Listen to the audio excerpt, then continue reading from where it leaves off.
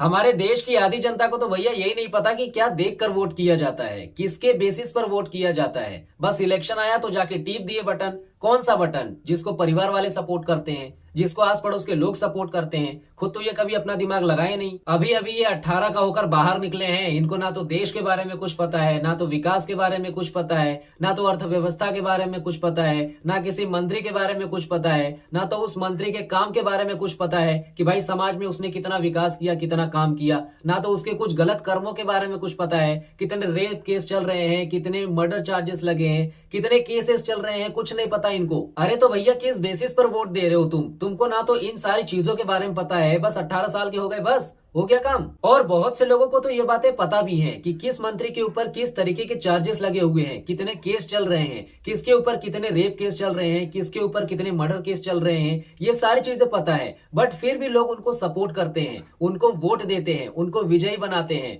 और ऐसे ही लोगों से ये महिलाओं की सुरक्षा की उम्मीद लगाते हैं। बताओ, ये तो हमारे आज के युवाओं की मेंटेलिटी है। तो तुम सोचो कि तुम्हारा देश किस दिशा में बढ़ रहा है, तुम किस तरीके से अपना फ्यूचर डिसाइड कर रहे हो, अपने पीढ़ियों की सुरक्षा डिसाइड कर रहे हो, अपने फैमिली की सुरक्षा डिसाइड कर रहे हो। हमारे देश में ज्यादातर जो वोटर्स हैं उनको अपने वोट की पावर तक नहीं समझ में आती कि भाई वो जो वोट दे रहे हैं उसमें पावर कितनी है। ये वोट देंगे, अरे भाई जब तुमको इन सारी चीजों के बारे में कुछ अता पता ही नहीं है तो भाई तुम किस बेसिस पर वोट दे रहे हो? तुम्हारा वोट तो फालतू चले गया ना, बस नाम के लिए वोटर हो तुम। बस 18 साल के हो गए तो हो गया? नहीं भाई साहब, ऐसा नहीं होता। आप जो कदम बढ़ा रहे हो उसको आप चेक करो कि आप सही दिशा में जा रहे हो या फिर गलत दिशा में जा रहे हो। यहाँ पर भीड़ चाल में नहीं चलना है, यहाँ पर किसी का नहीं देखना है कि भाई कौन क्या कर रहा है, कौन किसको सपोर्ट कर रहा है। यहाँ पर तुम्हारे आसपास पढ़े लिखे अनपढ़ भी घूम रहे हैं, डिग्री लेकर घूम रहे हैं, बाकी प्रैक्टिकली रियल लाइफ में घंटा उनको किसी भी चीज के बारे में कुछ नहीं पता। ये रियलिटी है हमारे देश की। तुम उनसे किसी पॉलिटिक्स के बारे में पूछ लो, देश के विकास के बारे में पूछ लो, महंगाई के बारे में पूछ लो,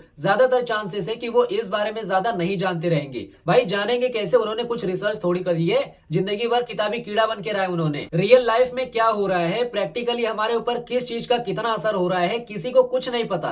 अब यहाँ पर मैं तुमको एक रियल इंसिडेंट बता रहा हूँ, तो इसको थोड़ा ध्यान से समझना, ठीक है? तो यहाँ पर मेरा एक दोस्त है जो कि एक दिन हम ऐसे ही कॉल पर बात कर रहे थे और बातों ही बातों में मैंने उससे पूछा कि भाई तू किस पार्टी को सपोर्ट करता है, मतलब किसको वोट करता है, सपोर्ट करता है। तो वो बंदा बोलता है कि भाई मैं तो बीजेपी को सपोर्ट करता हूँ। मैं बोला अच्छा। उसके बाद मैंने पूछा कि भाई तू बीजेपी को क्यों सपोर्ट करता है? तो वो बोलता है कि कुछ नहीं, बस ऐसे ही। मैं बोला ऐसे ही? बोलता है हाँ, मतलब इतने सालों से वो जीतती आ रही है तो मैं उसको ही सपोर्ट करता हूँ, क्योंकि दूसरे लोगों को भाई वोट देकर क्या ही मतलब, साले वो जीत ही नहीं रहे तो उनको देकर क्या मतलब, मेरा वोट फालतू ही चले जाएगा, इसके वजह से मैं उसको ही दे रहा हूँ। मैं बोला अच्छा। उसके बाद उसने कुछ तारीफ भी करी कि भाई देख ये इन्होंने काम किए हैं, इसके बेसिस पे मैं इनको सपोर्ट करता हूँ, वोट करता हूँ, ठीक है? मैं बोला भाई साहब, मेरे ही सर्कल में इतने जहरीले सांप पल रहे थे, वो भी जिंदा, और मुझे ही अभी तक नहीं पता चला। और पता है क्या बोलता है वो? कि भाई मैं वोट से सपोर्ट तो कर देता हूँ लेकिन दिल से सपोर्ट नहीं करता। मैं बोला अब ये क्या बात हुई यार कि वोट से सपोर्ट कर देता है, दिल से सपोर्ट नहीं करता? मैं बोला भाई वो तेरे दिल का क्या अचार डालेंगे? अबे तेरा और उनका दिल का क्या रिश्ता है? उनका और तेरा रिश्ता सिर्फ वोटों से है, ठीक है? जो कि तूने उनको दे दिया और जिता भी दिया। डेवलपमेंट वोटों से होता है, जो कि तूने उनको देकर जिता दिया, ठीक है? अब देश का डेवलपमेंट का तो पता नहीं, लेकिन उनका डेवलपमेंट तो हो गया ना तेरे एक वोट से। ये मनहूस घर के बाहर इनको वोट डाल के आ गए और घर में दिल से सपोर्ट नहीं करते। ये क्या बात हुई यार? अबे पागल वागल है क्या? ऐसे मनहूस तो भाई हमारे देश में पड़े हुए हैं। हमारे देश में छोड़ो, साला हमारे सर्कल में पड़ा है, हमें ही नहीं पता इतने दिनों से, वो तो कुछ दिनों पहले पता चला। अब खोजो यार कहीं तुम्हारे सर्कल में भी ऐसे मनहूस लोग ना पड़े हो, हैं जिनका दिमाग दिल कहीं और चलता है, वोट कहीं और चलता है, इनको समझ में ही नहीं आता, इनका दिल दिमाग एक अलाइनमेंट में ही नहीं होता। अब यहाँ पर तुम किसी भी पार्टी को वोट दो भैया, मुझे कोई दिक्कत नहीं है, ठीक है? लेकिन तुम्हारा दिल दिमाग एक अलाइन होना चाहिए, समझ में आना चाहिए भाई तुम किस डायरेक्शन में जा रहे हो। ये नहीं कि तुम्हारा दिमाग किसी और दिशा में जा रहा है, तुम्हारा दिल दूसरी दिशा में जा रहा है, तुम्हारा वोट तीसरी दिशा में जा रहा है, फिर विकास भी चौथी दिशा में निकलेगा भैया, तुमको पता भी नहीं चलेगा। यहाँ पर चौथी दिशा में जब विकास निकलेगा ना तो भैया एकदम अनएक्सपेक्टेड वाला विकास होगा, तुमको दिखेगा भी नहीं कि विकास कहाँ हो रहा है, हो भी रहा है, नहीं हो रहा है। अब यहाँ पर बहुत से लोग यही सोच रखते हैं कि भैया ये बंदा तो जीत ही नहीं रहा है, ये पार्टी जीत ही नहीं रही है, तो अगर हम इसको वोट देंगे तो हमारा वोट भी फालतू चले जाएगा, तो हम इसी को जिताते हैं जो जीत रहा है अभी तक। या फिर घर के लोग जिसे सपोर्ट कर रहे हैं मैं भी उनको सपोर्ट कर देता हूँ, या फिर आस पड़ोस के लोग जिसको सपोर्ट कर रहे हैं मैं भी उनको सपोर्ट कर देता हूँ, या फिर जात पात धर्म का चस्का लगाने वाले मिल गए रास्ते में, अपने बिरादरी वाले मिल गए, अपना सा कोई लगने लगा तो उनको सपोर्ट कर देता हूँ। अरे भैया इनको यही नहीं पता कि वोट दिया कैसे जाता है, क्या देखकर वोट किया जाता है? तो भैया यार थोड़ा सोच समझ के चलो। ठीक है, आपका वोट मायने रखता है, आपका डायरेक्शन मायने रखता है। आप किसी को देख ताक के मत चलो कि सब उसी को दे रहे हैं, वही जीतते आ रहा है इतने दिनों से, वही काम करते आ रहा है, क्या काम कर रहा है तो पता नहीं, लेकिन आपका डायरेक्शन बहुत ज्यादा इंपॉर्टेंट है। आप सोच समझ के चलो। अरे भैया इनको पढ़ाओ। हमारे देश में आधे से ज्यादा जनता को यही नहीं पता कि वोट दिया किस बेसिस पर जाता है, किस तरीके से दिया जाता है। अधेड़ उम्र के हो गए हैं लेकिन इनको इन सारी चीजों के बारे में कुछ नहीं पता। वोट देने से पहले इनसे परीक्षा लो, वोटर आईडी बनाने से पहले इनकी परीक्षा लो, उनसे सिंपल सिंपल सवाल पूछो। सबसे पहले तो उन सवालों का जवाब उनको बताओ कि अच्छा ये चीजें देखकर वोट करनी है, इनके विकास को देखकर वोट करना है, इनके काम को देखकर वोट करना है, जात पात के नाम पर वोट नहीं करना है, धर्म के नाम पर वोट नहीं करना है। ये सिंपल सिंपल सवाल उनसे पूछो। पास होने पर, परीक्षा देने पर जब वो पास हो जाए तब जाकर उनकी वोटर आईडी बनवा कर दो, तब वो एलिजिबल होने चाहिए वोट देने के लिए। यहाँ पर अगर लोग वेबसाइट्स पे अप्लाई करते हैं तो उनके नीचे उन क्वेश्चंस को ऐड करो जो सिंपल सिंपल क्वेश्चन है, उसके बाद उसके नीचे है उसके आंसर भी दो, उसके बाद उसी के नीचे टेस्ट भी लो कि भैया ये तुमने पढ़ा, इसका टेस्ट भी दो। अगर पास हुए तो ठीक है, नहीं तो रिजेक्ट कर दो भैया। इनका वोटर आईडी नहीं बनवाना। ये नहीं कि सिर्फ 18 साल का हो गए इनका वोटर आईडी जनरेट करके इनको भाई अधिकार हो गया, ऐसा मत करो भाई। इनको तो पहली बात तो जानकारी नहीं है, तो उस वोटिंग का मतलब ही कुछ नहीं है। जब ये सिंपल सिंपल क्वेश्चन उनसे पूछे जाएंगे तो उनके दिमाग में ये बातें रहेंगी। जब वो वोट देने जाएंगे तो वो सोचेंगे कि अच्छा ये चीजें मैंने करी हैं, ये चीजें मैंने पढ़ी हैं, तब इसी के हिसाब से मुझे वोट करना है, सही डायरेक्शन में मुझे बढ़ना है। ना उस बंदे को देश के बारे में कुछ पता है, ना विकास के बारे में कुछ पता है, ना अर्थव्यवस्था के बारे में कुछ पता है, ना मंत्री के बारे में कुछ पता है, ना उसके काम के बारे में कुछ पता है, तो भाई वो किस तरीके से वो वोट देगा है? उसका वोट तो फालतू चले जाएगा ना। जब वो बंदा अपना दिमाग लगा ही नहीं रहा है तो भैया उसका वोट कहाँ जा रहा है? उसके माँ बाप बोलेंगे बेटा ये हमारी बिरादरी का है, ये हमारा बंदा है, इसको वोट दे दे, ये हमारे धर्म से बिलोंग करता है, इसको वोट दे दे, है इसका शक्ल मैच कर रहा है, इसका रंग मैच कर रहा है, इसका बिहेवियर मैच कर रहा है, इसको दे दे। यहाँ पर अगर वो माँ बाप गलत डायरेक्शन में जा रहे हैं तो वो अपने बच्चों को भी उसी में घसीटेंगे कि बेटा तू भी आ, हम मरेंगे तू भी मरेगा साथ में। हाँ, इसके वजह से जहां पर एक वोट सही जाना चाहिए वो तीनों मिलाकर 3 वोट गलत डायरेक्शन में जा रहा है। तो ये तो वही अनपढ़ों वाली बात हो गई कि उसको बता नहीं रहे हैं कि किस बेसिस पे हमें वोट करना चाहिए। बस हम जो कर रहे हैं तू भी वही कर। ये पीढ़ियां बस सरकार है इनको कि हम जो हमारा रीति रिवाज है वही करते रहे। ये हमारे जात आता है तो जात को छोड़ना नहीं है कभी भी, ये हमारी पहचान है, इसी की वजह से हम आगे बढ़ेंगे, ये हमारा धर्म है, इसको बिलोंग करते हैं हम, तो ये हमारे खून का एक हिस्सा है। भले से रहे या ना रहे वो अलग बात है, लेकिन हिस्सा है ऐसा मान के चलते हैं, इसीलिए हमारा देश बर्बाद है। अब यहाँ पर उस बंदे का फालतू वोट तो चले गया ना फालतू लोगों को, अब क्या करोगे? यही से देश के लोगों के बर्बादी का डिसीजन शुरू होता है और शुरू होते मान में ही खत्म भी हो जाता है, किसी को पता भी नहीं चलता। इसीलिए परीक्षा लेनी जरूरी है। कम से कम अनपढ़ तो समझदारी से वोट करेंगे। हाँ, ऊपर सिस्टम में पता नहीं कितने अनपढ़ भरे हैं जो कि देश को अंदर से खोखला किए जा रहे हैं, लेकिन अगर नीचे वाले जो अनपढ़ हैं वो समझदार हो जाएं, सही डायरेक्शन में चलने लगे तो भैया ऊपर वाले अनपढ़ अपने आप साफ हो जाएंगे। किसी को टारगेट करने की जरूरत नहीं पड़ेगी, सिर्फ नीचे वाले को सही तरीके से डायरेक्शन दो, उनमें समझदारी भरो कि क्या देखकर चीजें करनी है, ऊपर वाले खुद ब खुद साफ हो जाएंगे। जैसे बाइक चलाने के लिए सबसे पहले उसके बारे में जानना पड़ता है, ये चाबी है, ये बाइक है, ये गियर है, ये इंडिकेटर है, ये एक्सीलेटर है, ये ब्रेक है, ये क्लच है, इसके बारे में जानना पड़ता है कि इसको कब इस्तेमाल करना है, कैसे इस्तेमाल करना है। ये सब जानने के बाद उसको चलाना होता है, तब चीजें समझ में आती हैं। उसके बाद अगर आपको लाइसेंस लेना है फिर वहां पर जाकर आपको टेस्ट देना है, परीक्षा देनी है। उसके बाद अगर आप पास होते हो तब जाकर आपका लाइसेंस बन के आपको मिलेगा, ठीक है। अगर नहीं हुए तो भैया रिजेक्ट हो, फिर जाकर सीख के आओ तब मिलेगा। ये एक सही तरीका होता है खुद को साबित करने का, समझ में आया। लेकिन यहाँ पर कुछ लोग दलाली वाला काम करेंगे, किसी दलाल से लाइसेंस बनवा लेंगे, ना उनको गाड़ी के बारे में ज्यादा पता है, ना ट्रैफिक नियम के बारे में पता है, बस लाइसेंस मिलने के बाद गाड़ी उठा के चल देंगे। आगे जाकर भाई कोई एक्सीडेंट हो गया, मरमरा जाओगे तुम, या तो तुमको आगे पुलिस ही पकड़ लेगी, जिसकी वजह से मुंह बनाते आओगे भाई तुम्हारा चालान कट गया, ये कट गया, वो कट गया। अरे भाई तुमको जब नियम कानून पता ही नहीं है, तुम वैसे ही लाइसेंस दलाल से बनवा के निकल गए गाड़ी लेके, तो भैया भुगतना पड़ेगा ना तुमको, तो भुगतो। अब यहाँ पर एक बात को ध्यान से समझना, हमारे देश में वोटिंग के समय में जात पात धर्म ये टॉपिक नहीं आना चाहिए, ठीक है। अगर हमारा देश धार्मिक लोगों के हाथों में गया तो ये भाई देश खत्म है, ठीक है, ये देश खत्म है। अगर धार्मिक लोगों के हाथों में हमारा देश गया तो ये देश के नागरिकों को नागरिक बाद में बनाएंगे, पहले ये भगत बनाएंगे सबको, ठीक है, सबको नेवराएंगे। तो यहाँ पर इन बातों को आप ध्यान से समझना, ठीक है।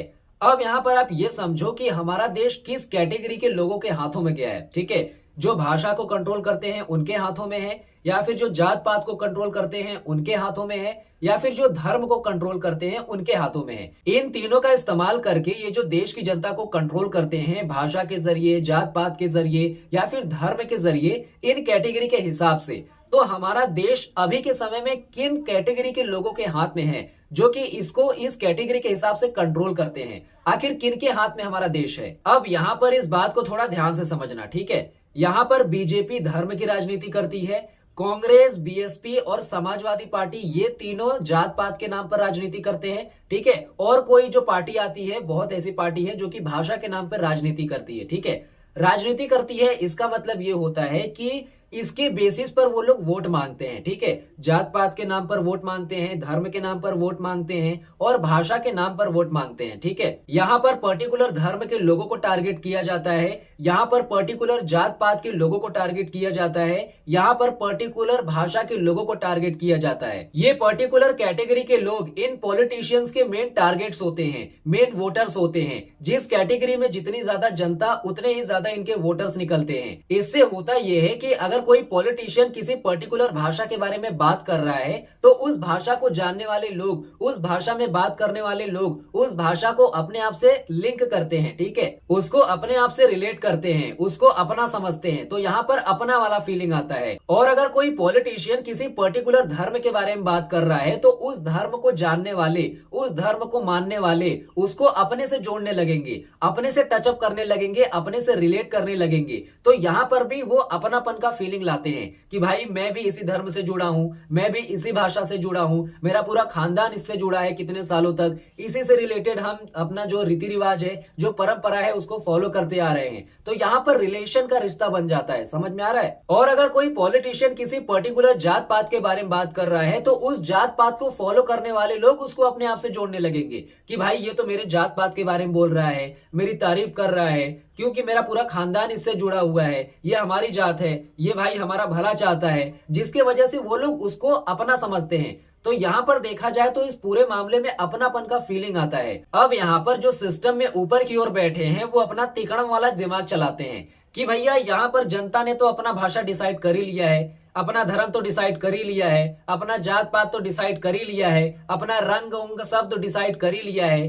तो अब वो क्या करते हैं, अब यहाँ पर इनका मेन गेम चालू होता है, ठीक है। जिसके वजह से क्या होता है कि ये जो पॉलिटिशियन होते हैं इन्हीं चीजों को अपना हथियार बनाते हैं, इनके रीति रिवाजों को, इनके परंपरा को, इनके जात पात को, इनके भाषा को, इनके धर्म को, सारी चीजों का ये इस्तेमाल करते हैं उनको कंट्रोल करने के लिए, अपने फायदे के लिए। हालांकि रियलिटी में इनसे इनका कोई भी मतलब नहीं होता, ठीक है। सिर्फ ये अपने फायदे के लिए सारी चीजें करते हैं। ये क्या करेंगे कि जनता से जुड़ी जितनी भी चीजें हैं, जितने भी परंपराएं हैं, रीति रिवाज है, जितने भी भाषा है, जितने भी धर्म है, इन सारी चीजों को वो अपना दिखाते हैं। वो सोचते हैं कि वो ऐसा दिखाते हैं कि वो भी आपका ही हिस्सा है, उनको भी आपकी फिक्र है, वो ऐसा जताते हैं, ठीक है। हालांकि रियलिटी में ऐसा नहीं होता, सिर्फ फायदा देखने को मिलता है, ठीक है। आपको समझ में आ रहा होगा मैं क्या बोल रहा हूँ। तो यहाँ पर यही इनका तिकड़म चलता रहता है भाई। कोई यहाँ पर 24 कैरेट नहीं है, किसी को कुछ फिक्र नहीं है, सब इंजॉय कर रहे हैं, ठीक है। सिर्फ आपकी चीजों को लोग खतरा बता रहे हैं, फिर सुरक्षा बनकर खुद सामने आ जा रहे हैं, फिर भाई अपना फायदा देख रहे हैं। तुम मरो, तुम्हारा कुछ नहीं होगा, तुम सड़ो, बस ये भारत है, तुम सड़ो यहाँ पे, ठीक है। तुम्हारी चीजों का इस्तेमाल करके तुमको मैनिपुलेट किया जा रहा है, यहाँ पर तुम्हारा इस्तेमाल किया जा रहा है, तुमको पता भी नहीं चल रहा है। अब यहाँ पर ये जो पॉलिटिशियन है वो अपना दिमाग लगाते हैं कि भैया अगर हम जनता को ये दिखाएंगे कि हमें भी उनकी फिक्र है, हमें भी उनके जात पात, धर्म, भाषा, सारी चीजों की फिक्र है, तो वो पागलों जैसे वोट दे भी देंगे। और पागल बन के वोट देते ही हो तुम लोग, ठीक है। जनता पागल ही है, बकचोदी भरी है, ठीक है। इतना तुमको दिखता नहीं है, आंखों के पट्टी मारे हो, आड़ भक्त बने पड़े हो, इतना सारी चीजें हो रही हैं, इतना नाश हो रहा है, तुमको कुछ नहीं दिखता, तुम वोट दिए जा रहे हो, ठीक है। तो यहाँ पर जब इनका प्लान तैयार हो जाता है तो ये खेलना चालू करते हैं। ये आपके भावनाओं से जुड़ी जितनी भी चीजें हैं उनके जरिए ये आपको कंट्रोल करते हैं, मैनिपुलेट करते हैं, ठीक है। जिसके वजह से इनका गेम और ज्यादा आसान हो जाता है, समझ रहे हो ना।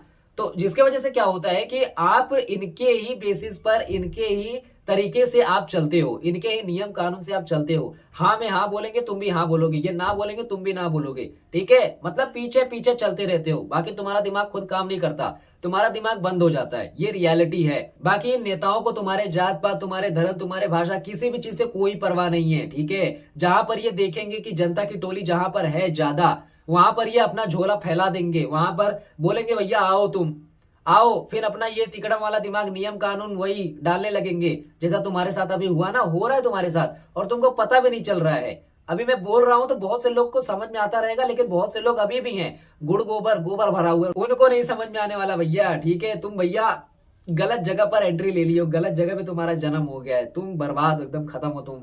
ठीक है, तुम कलंक हो, धरती पे बोझ हो तुम, तुम्हारा कुछ नहीं हो सकता, ये तो मैं गारंटी दे रहा हूं। अब यहाँ पर मेन बात आती है कि हमारा देश आज के समय में किस लेवल पर चल रहा है, मतलब किस कैटेगरी के लोग हमारे देश को कंट्रोल कर रहे हैं। तो यहाँ पर अगर हम ध्यान से देखें तो हमारा देश आज के समय में धर्म के कैटेगरी में चल रहा है, यानी जो धार्मिक लोग हैं हमारा देश उनके हाथों में जा चुका है, जो कि धर्म के जरिए लोगों को कंट्रोल करते हैं। लेकिन ये कौन है, मैंने आपको पहले ही बताया, जो कि है बीजेपी। लेकिन किस धर्म के आधार पर, वो आपको भी पता है, हिंदू धर्म के आधार पर, सनातनी के आधार पर, हिंदू राष्ट्र के आधार पर, और हर बार यही जीतते आ रहे हैं। क्यों? क्योंकि भारत में ज्यादातर लोग अपने आप को हिंदू ही मानते हैं। तो यहाँ पर जिस कैटेगरी में इन्होंने पैर जमाए हैं उस फील्ड में भैया ऑडियंस भर भर के है। तो यहाँ पर देखा जाए तो इन्होंने बहुत बड़ी झोली पर हाथ मारी है, इस फील्ड में इनकी बहुत अच्छी पकड़ बन चुकी है। ठीक है, इसके वजह से ये हर बार जीतते आ रहे हैं। अब यहाँ पर इस पूरे जहां को बनाने वाले को, इस क्रिएटर को जो मानता है उसको भक्त बोला जाता है। ठीक है, लेकिन यहाँ पर इनको जो मानता है उनको भी भक्त बोला जाता है। लेकिन किस तरीके का भक्त? हमारे भारत में इनको अलग नाम से पहचाना जाता है। ये जो भक्त वर्ड है ना, इसके आगे कुछ और दो वर्ड जोड़ा जाता है। कौन सा वर्ड है? अंधभक्त, है ना, अंधभक्त बोला जाता है इनको। क्योंकि भैया इन्होंने एक अलग सा ब्रांड लॉन्च किया है ना, तो इसके वजह से, मतलब कॉपीराइट ना आ जाए, इसके वजह से इन्होंने अंधभक्त, ये भक्त अलग हो गया, अंधभक्त अलग हो गया। भक्त इनको जेन्युइन जो होते हैं उनको मानने वाले को भक्त बोला जाता है, और इनको मानने वाले को अंधभक्त बोला जाता है। क्यों? क्योंकि ये अपने लोगों को अपने तरीके से कंट्रोल करते हैं, अपने नियम कानून से कंट्रोल करते हैं, अपना खुद का ये नेचर का नियम निकालते हैं। इनके जरिए बनाया गया एक फॉर्मूला भी मार्केट में घूम रहा है, जिसको गोबर और मूत के नाम से जाना जाता है। ठीक है, जो कि इंटरनेशनली भी काफी ज्यादा फेमस है, जिसके वजह से हमारे देश को बाहर के लोगों के जरिए काफी ज्यादा इज्जत मिलती है। ठीक है, हम ही तो है विश्व गुरु। इनका ये जो गोबर और मूत वाला कंसेप्ट है ना भैया, इसका चलन बहुत ज्यादा है मार्केट में। ठीक है, और सबसे ज्यादा चलन तो भैया इनके ही फील्ड में है। ठीक है, मतलब इनके जो भक्त हैं उनमें काफी ज्यादा देखने को मिलता है। इनका जो फॉर्मूला है इनके भक्तों के बीच में कि भैया गोबर ही दवा है, मूत ही अमृत है, एक बार को तो साला कुत्ता भी इनको सूंघ के हट जाए है। हाँ, वो अलग बात है कि भैया मजबूरी होती है, कुछ खाने को नहीं मिलता, कुछ पीने को नहीं मिलता, तो भैया उसके पास दिमाग नहीं है, जानवर है तो खा पी लेता होगा। लेकिन तुम्हारे पास कुछ नहीं है क्या खाने को है? अरे मार्केट में इतने तरीके की भाई सब्जियां मिल रही हैं, इतने तरीके की दाल मिल रही है, रोटियां मिल रही है, फल फ्रूट है, जाके खाओ ना उनको। लेकिन नहीं, ये रोटी गोबर से ही बोर के खाएंगे, इनको यही नहीं समझ में आता, मुंह तो ही पिएंगे। इस धरती पर इंसानों को सबसे बड़ा दर्जा दिया गया है भैया, इनके दिमाग के मामले में, इनके हाथ पांव के मामले में, इस मानव शरीर के बारे में तुम जानते हो कुछ है? इतना बड़ा दर्जा मिलने के बाद भी तुम वही जानवरों वाली हरकत करोगे? है, तुमसे ज्यादा समझदार तो साला जानवर है। ये कुत्ता तो ऐसी चीजों को सूंघकर नहीं खा रहा है, लेकिन तुम साले नाक बंद करके उसको खाए जा रहे हो, तुम्हारे अंदर दिमाग नहीं है। इसीलिए आज के समय में इनको फॉलो करने वालों को अंधभक्ति बोला जाता है, क्योंकि ये आंखों पर पट्टी बांध के सारी चीजें कर रहे हैं, दिख नहीं रहा इनको सामने क्या हो रहा है, और हो भी रहा है तो उसको भी भाई, मतलब इस तरीके से इनको कंट्रोल किया जा रहा है कि इनको गलत चीजें भी सही लगती हैं। बताओ, ये तो इनके हाल है। इसीलिए हमारे देश में भक्तों से ज्यादा तो अंधभक्तों की जोड़ियां एकदम मजबूत बनी पड़ी है भाई, उनको तुम तोड़ ही नहीं सकते।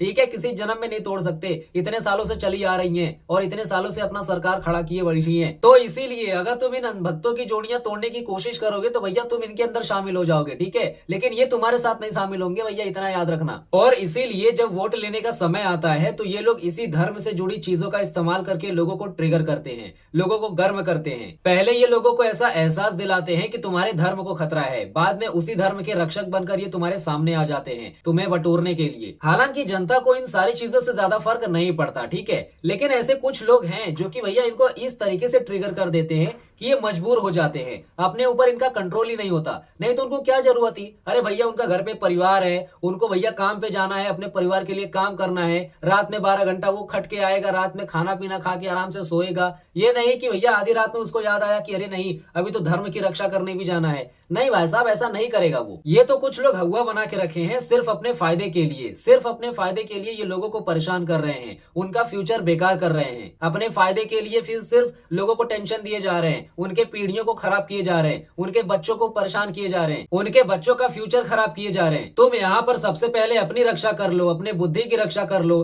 धर्म अपने आप सुरक्षित हो जाएगा। भैया धर्म को कुछ नहीं हो रहा, बाकी धर्मों के लोग भी तो शांति से जी रहे हैं ना भाई साहब, मिलकर त्योहार मना रहे हैं, अपने रीति रिवाजों को फॉलो कर रहे हैं, मिलकर पूजा पाठ कर रहे हैं। उनको जब कोई दिक्कत नहीं है, उनके धर्म को कोई खतरा नहीं है, तो सिर्फ आपके ही धर्म को क्यों खतरा है? आप भी प्यार से रहो, सामने वाला भी प्यार से रहेगा। जब आप जात पात के बारे में, धर्म के बारे में कुछ बात ही नहीं करेंगे तो उनको भी क्या जरूरत है हिंदू मुस्लिम करने की? हाँ, आप भी प्यार से रहेंगे, वो भी प्यार से रहेंगे। अब यहाँ पर पता है हमारे देश में क्या होता है? हमारे देश में जात पात के नाम पर वोट दिया जाता है, ठीक है, कि भाई अगर हमारे बिरादरी का कोई बंदा खड़ा हो रहा है तो हमें उसको ही देना है, वोट देना है, ठीक है। क्यों? क्योंकि यहाँ पर होता यह है कि मान लो कल कला को किसी दूसरे जात बिरादरी वाले बंदे से तुम्हारा कुछ हो जाता है पंगा, ठीक है, तो यहाँ पर जिसकी सरकार बनी रहती है पर्टिकुलर जात बिरादरी की, उसमें देखा यह गया है खासकर यूपी बिहार में कि उसको थोड़ा ज्यादा फायदा मिलता है, ठीक है, हर एक चीजों में उसकी ज्यादा सुनवाई होती है। इसी के वजह से यहाँ पर ये सारी चीजें होती हैं, जात पात का खेल खेला जाता है। और यही चीजें धर्म के नाम पर भी हो रही हैं कि भैया हमारे धर्म को खतरा है, जो इस धर्म को बचाने के लिए आएगा रक्षक बनकर, हम उसी को वोट देंगे। और जब इनकी सरकार बन जाती है तब ये क्या करते हैं? तब बोलते हैं भैया अब हमें चाहिए अच्छी सुरक्षा,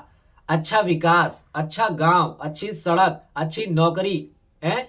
उसके बदले में तुमको ये मंत्री क्या देंगे? बाबा जी का टुल्लू। क्यों? क्योंकि तुमने जात पात के नाम पे वोट दिया है, धर्म के नाम पे वोट दिया है? अरे यार, जब तुमने वोट ही जात पात के नाम पे दिया है, धर्म के नाम पे दिया है, थोड़े से पैसों के लालच में अपना वोट बेच दिया, और इनके जीतने के बाद तुम अच्छी नौकरी, अच्छा विकास, अच्छा गांव, अच्छी सड़क, कहाँ कहाँ उम्मीद लगा रहे हो तुम? हैं? अरे जब तुमने वोट ही जात पात के नाम पे दिया है, धर्म के नाम पे दिया है, और इनके सामने जीतने के बाद मुंह बानर जैसा बना के जाओगे, अरे सरकार नौकरी दिला दो, हैं? पता है तुम्हारे साथ क्या करेंगे? गांड में लात मार के भगा देंगे तुम्हारी, निकल इधर से। हमारे देश में आधे से ज्यादा जनता ही घनचक्कर है, हैं? इनके साथ क्या होता भाई इनको ही नहीं पता चलता। अभी बिहार में इलेक्शन हुआ, किसको जीता है और किसको जिताना चाहिए था, हैं? तो मतलब यार भाई तुम्हारी हालत फटीचरों जैसी ही रहेगी, तुम्हारा कुछ नहीं हो सकता है। ना खाने का ठिकान है, ना विकास का ठिकान है, ना पढ़ाई लिखाई का ठिकान है, ना नौकरी का ठिकान है। तो भाई तुम पड़े रहो, तुम्हारा कुछ नहीं हो सकता। तुम सिर्फ टैक्स ही भरो, तुम्हारे जेब से सिर्फ जाएगा, आएगा कुछ नहीं, ठीक है। दूसरे राज्य से आए थे बिहार में वोट देने, अब वोट देकर वापस जनरल डब्बों में भूसे की तरह भर के जा रहे हैं दूसरे जगह कमाने, हैं?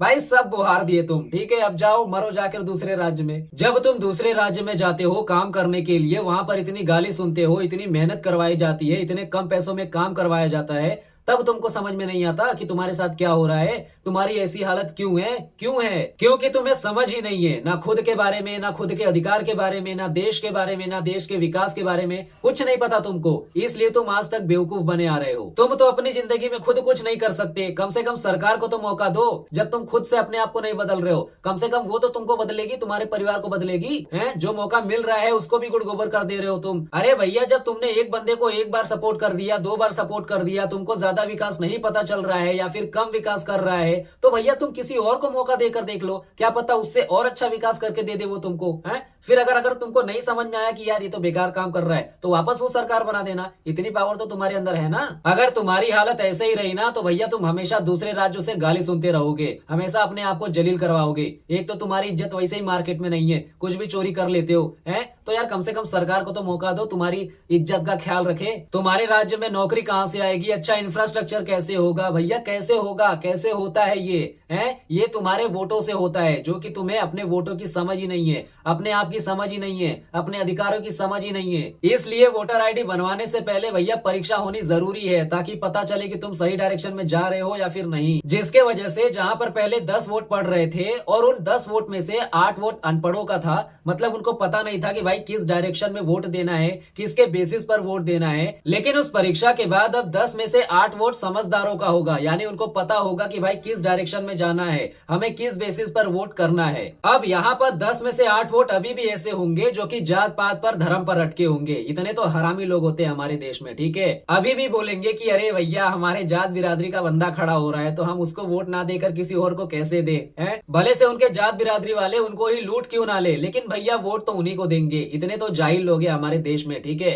इसीलिए हमारे देश का विकास रुका हुआ है। इसीलिए इनको आने वाली पीढ़ियां जो है ना, इनको ये तक नहीं पता चलेगा कि भैया विकास होता होता क्या है, इनका खानदान विकास का शकल तक नहीं देख पाएगा। सो मेरे हिसाब से यहाँ पर आपको ऊपर से लेके नीचे तक, दाएं से लेके बाएं तक सारी चीजें क्लियर हो गई होंगी। ठीक है, पता चल गया होगा भाई हमारे देश में हो क्या रहा है। ठीक है, किस तरीके से लोगों को टारगेट किया जाता है, किस तरीके का यहाँ पर लोगों का दिमाग है, माइंड सेट है। तो मेरे हिसाब से यहाँ पर सारी चीजें आपको समझ में आ गई होंगी। बाकी हमारा वीडियो यहाँ पर एंड होता है। बाकी हम फिर मिलते हैं नेक्स्ट वीडियो में। तब तक आप हंसते रहिए, खेलते रहिए और मुस्कुराते रहिए।